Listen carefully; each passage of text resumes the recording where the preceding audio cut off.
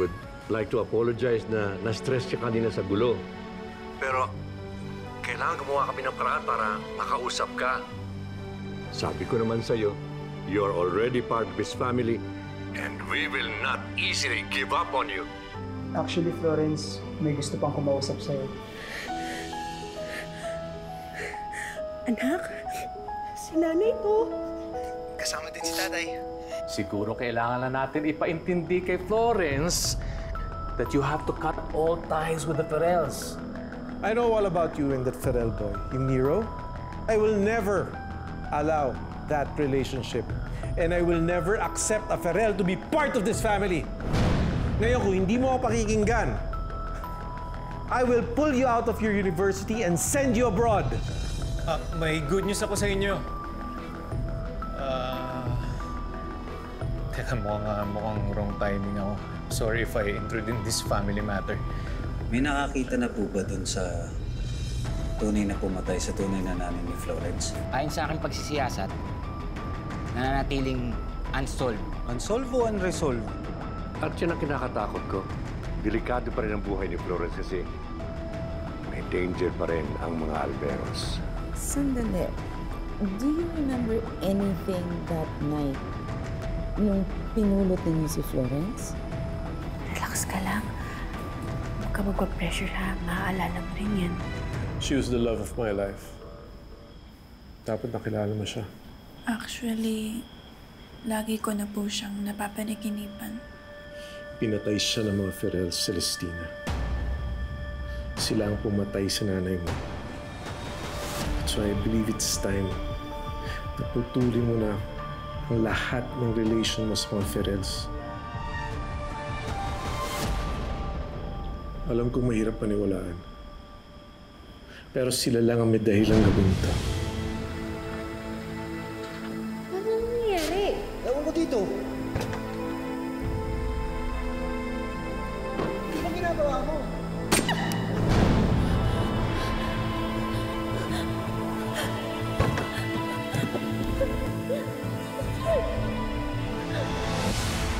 Ako, o ang lolo mo ang maaaring ang target ng gabing yan. Nagkataon lang na kayo ng mama ang nasa sasakyan at hindi ako. Prinotektahan ka ng mami mo. And I believe she sacrificed her life saving you. Kaya, sinusumpa ko. Gagawin ko ang lahat para protektahan ka. Kaya na sana maintindihan mo tong favor na hinihingi ko, Celestina. Putulin mo na lahat ng ugnayan mo sa mga Ferrells. They are a threat to our family. And most important, we must never forgive them for what they did to Aliana.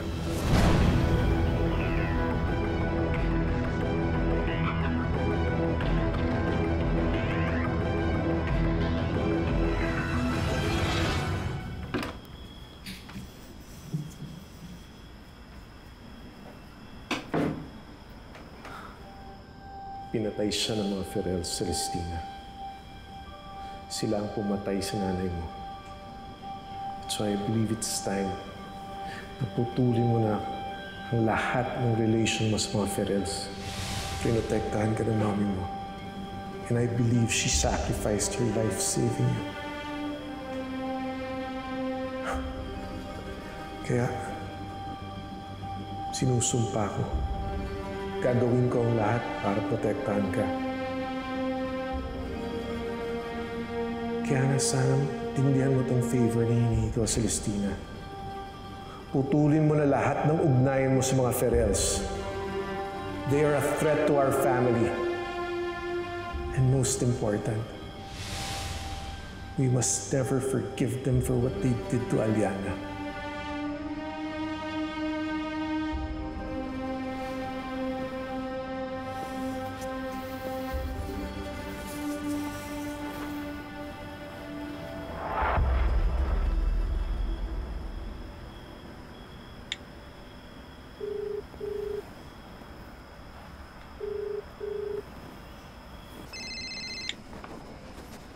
Hello, Florence.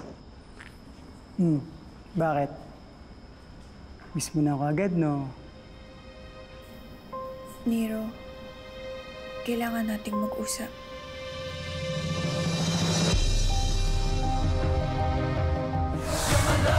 Ligaya sa aking buhay, mundo'y biglang nagpupuwag. Minamahal ko ng tunay, my love is you. Love is you. Love is you. My love is you. Ngayon alam ko na kung bakit ba gusto nangangamba pero pag nandito ka I'm loving with you, sumasaya Nagkakarating mo na ng gusto Ano mo nang nadarama Di mapigilan ng sarili kong mga pangako na isang tabi ko na Ano ba itong nadarama My love is you. Nandiyan ka pala? Eh, lagi naman ako nandito eh. Hindi nyo lang ako pinapansin. Wow. Oh, Ham. Pare, kamusta tulog mo? Ayos naman? Ang totoo, hindi talaga ako nakatulog kagabi. Pare tayo, Federico. Napuyat din ako. Puyat ako dun sa kakanood ng Strangers in the Nights of Things. Ganda nung twist. Yung mga karakter, kala mo wala lang, pero... Pare, huwag ka ng spoiler dyan. Alam mo, ikaw may account ka pala, hindi ka man lang nagpapahiram. Hindi, ginamit ko lang yung password ng ex-girlfriend ko. Eh, hindi pa pala pinapalitan. Uy, pero naman ako ng password. O sige. Actually, kaya nga ako hindi nakatulog kagabi. Dahil lagi ko iniisip yung sinabi ni Don Ferrell. Na dapat malaman natin kung sinong pumatay kay Aliana. Para sigurado tayong safe si Florence.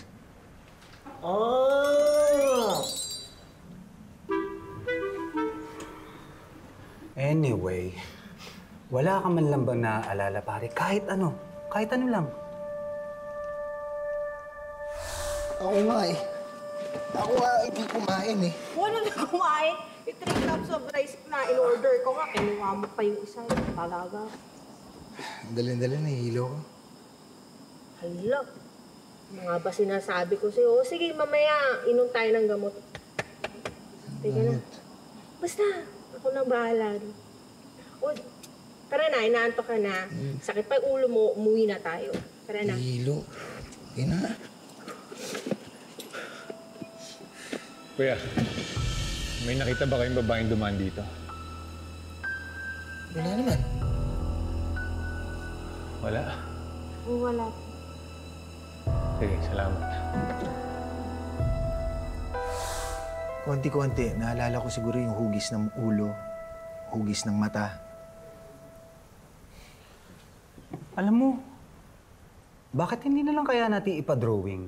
Di ba pag may suspect, dino-drawing yan eh. Tama. Yung ano, ang tawag dyan? Cartographic sketch artist. Yan mismo. Ako yun.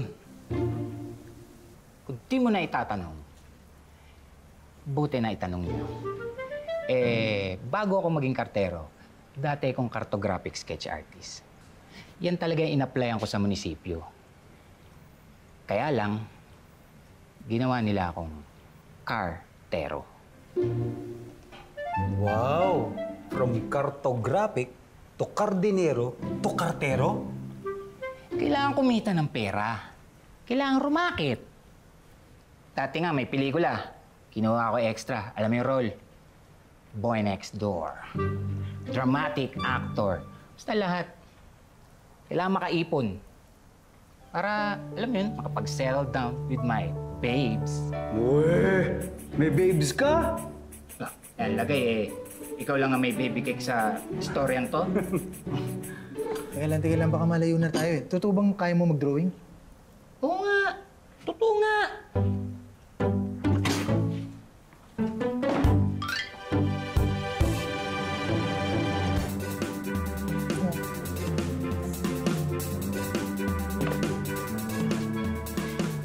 Sabihin mo lang sa akin, ako na bahala. Sabihin mo sa akin itsura.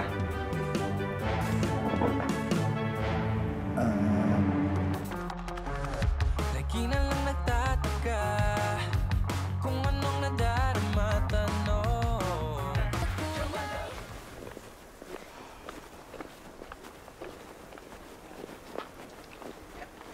I'm sorry, Miss Florence Almero, but they cannot go inside the school. After nangyari yung incident last time, I cannot risk another commotion happening inside the school premises. I'm sorry, Miss Almero, but I have made my final decision. I cannot and I will not allow your security people to get inside the premises of this building.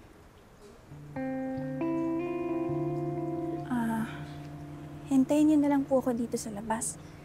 Pero Miss Florence, kabiling-bilin ng lolo niyo. To keep me safe po. Opo. Tama po. Opo. Huwag po kayo mag-alala. Tingin ko naman po walang mangyayaring masama sa akin sa loob ng school. Tsaka, tama po si Dean. Unang araw pa lang nag-attract po tayo agad ng conflict na mas lalong nagkompromiso ang security. Kayo po. Pero, pag kailangan ko po kayo, tatawagan ko na lang po kayo agad. Hindi po. Tara.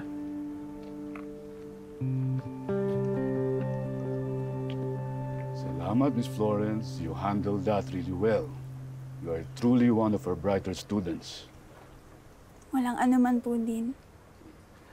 By the way, come with me. May kailangan tayong pag-usapan.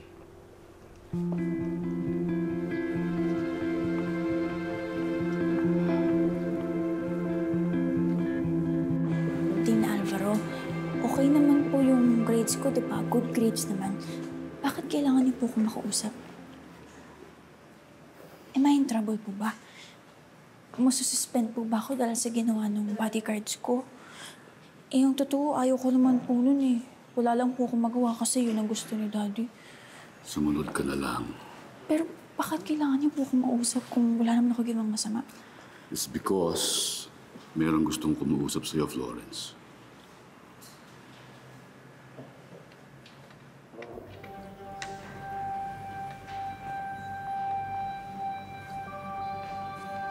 Nakausap ko si Nero kagabi and he was telling me about your concerns.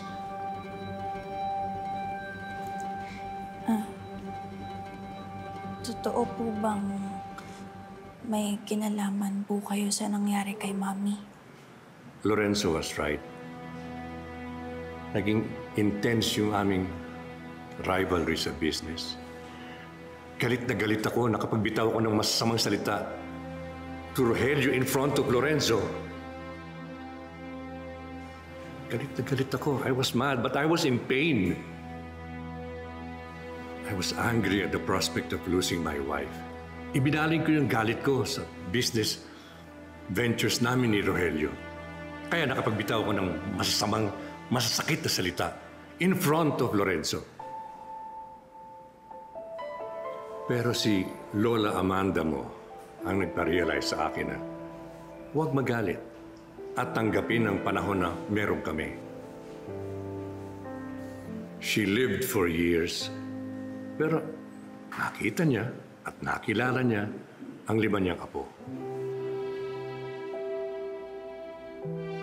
It was a struggle, but every moment of it was special. I have many sins, Lawrence, pero hindi ko magagawa ang pinaparatang ni Lorenzo.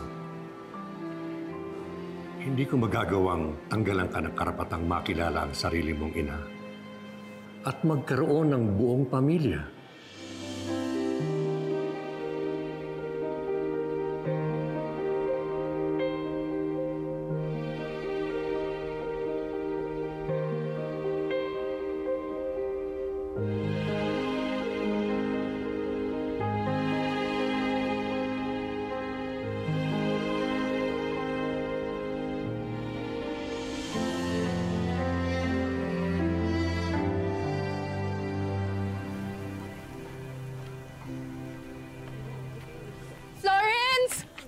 Nagkakagulo na naman.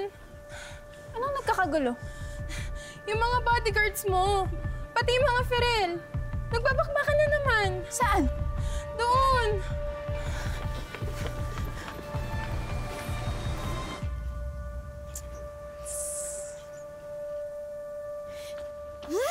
Yes na to. Hoy! Mga Ferel, ano na naman ginawa niyo? Problema na naman to eh. Anong nakakatawa? Ano?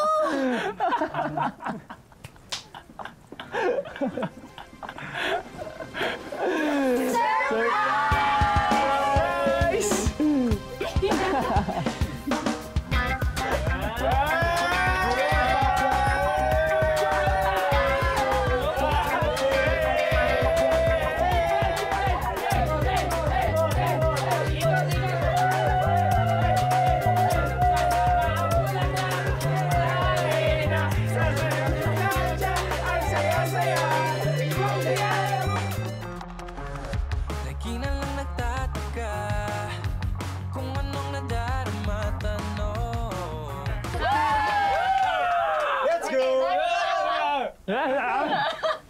Okay, guys, let's set some ground rules. No more talking about Florence being a Numero. Okay, enough na yan. Sa space na to, she is just Florence. Florence, walang apelido. Besides, marami pa tayong dapat pag-usapan. Like, how is she and Nero? And ano na bang stage ng relationship nila? Talagang ako pa yung binabanatan mo ng ganyan, Lina? Hindi ba dapat kayo ni Troy yung pinag-uusapan natin ngayon?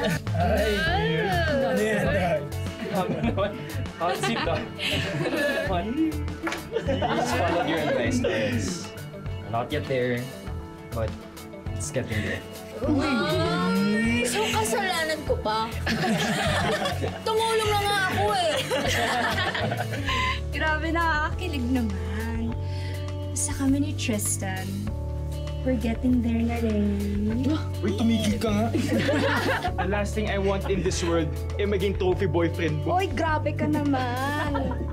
Pero, bongga yun ha. Dahil mas gusto ni Tristan yung mas profound, mas meaningful na relationship. I bet! Pwede! Pwede? Oh, by the way, guys. Tularan naman natin si Aldous at si Ira. Chill lang. Chill lang. Aldous decided that we should stay friends.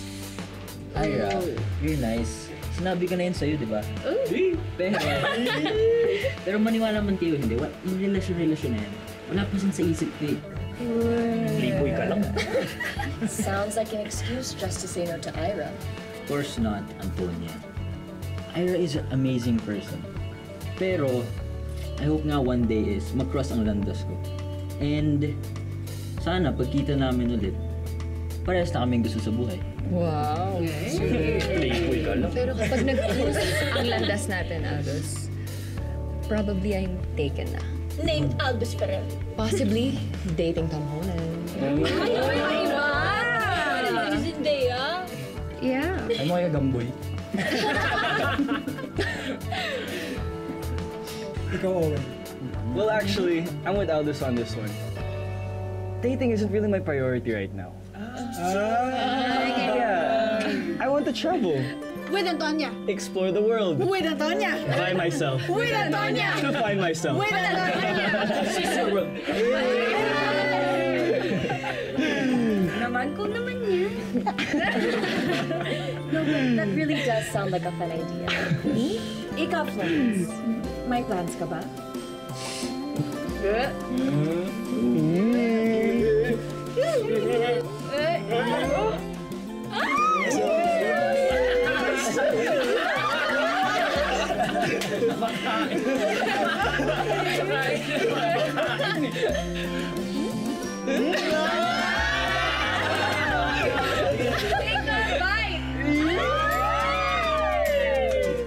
Oh, let's take a selfie for this cute moment, diba guys? For memories.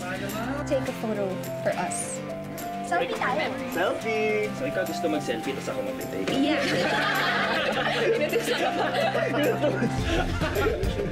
One, two, three. 1, 2, 3. Waki! Waki!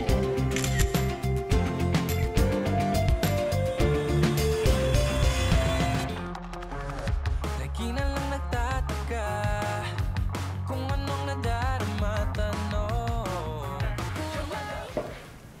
parang ano eh. Yung, siguro parang ulo ko pero medyo, yung pisngi medyo matambok, ganyan. Teka, tambok ng pisngi. James? Tsaka nasa iyo lahat yan, no? Paano kami mag-aalmusal niyan? O kayo. Ha?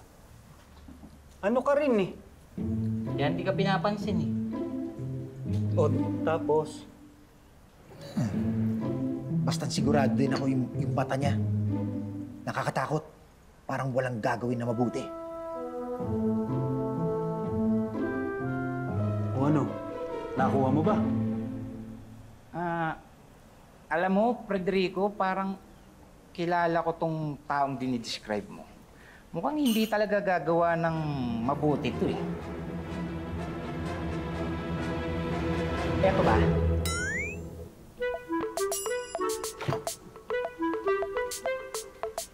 Alam mo ikaw, puro ka talaga kalokohan eh. Pero in fairness yung itsura nito, talagang hindi gagawa ng mabuti to eh. Pinilit ko naman kasing i-drawing base doon sa sinasabi mo. Kaya lang, ang labo eh. It's so vague. Malabo pa sa love life ko. Nanisip pa. Alam mo pare, maging patient lang tayo. Maaalala mo rin yan. Mamumukaan mo rin yan. Sabi kasi ng lolo ko. Oh, bakit na naman nadamay na naman yung lolo mo dito? Ang sabi kasi ng lolo ko, pag bumalik ka dun sa pinangyarihan ng krimen, baka matrigger at maalala mo yung mga pangyayaring naganap. Oh, in fairness sa lolo mo may point siya. Pare, bakit hindi kaya natin balikan yung scene of the crime? Maganda yung suggestion yan. Gagawin natin yan. Oh!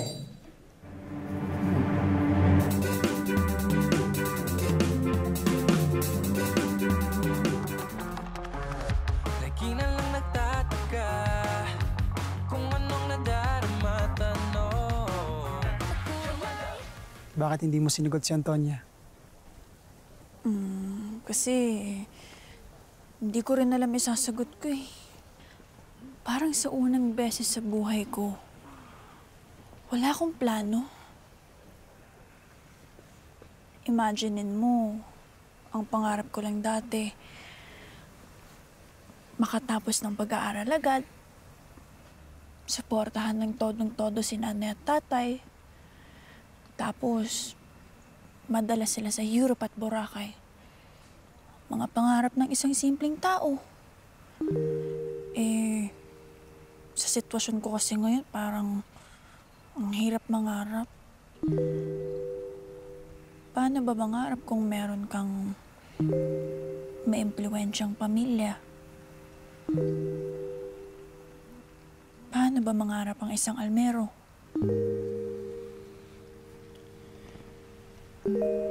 Ang totoo, kahit naman ako, hindi ko alam kung anong gagawin ko bukas.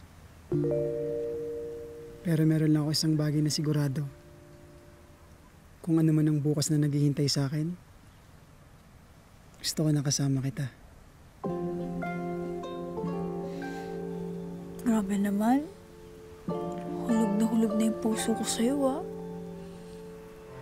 Hindi ko alam kung anong future na naghihintay sa atin. Pero ang alam ko lang, mahal na mahal kita.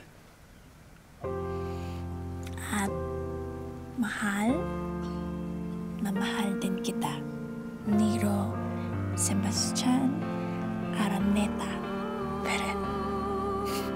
This is the first time I'm gonna say I love you. It's the first time I ever felt so helpless deep inside. If I had to say 1,000 times, I'll tell you once again. This is the first time. This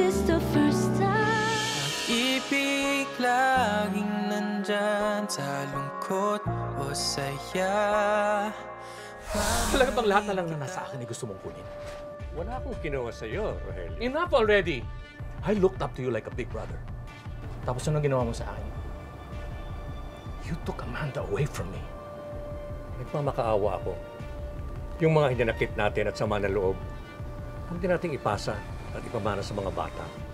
Sinabi ko na sa iyo, dapat layuan mo na yung mga Ferrell na yan. Hindi ko po magagawa yung gusto niya. Mahal ko po si Nero. Pack your bags. I'm pulling you out of the university. I'm taking you with me to the States.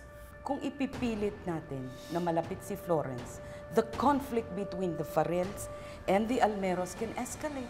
And the best thing we could do right now is just let her be. Nasasabi niya yan kasi hindi naman kayo nasasaktan sa lahat na nangyayaring to.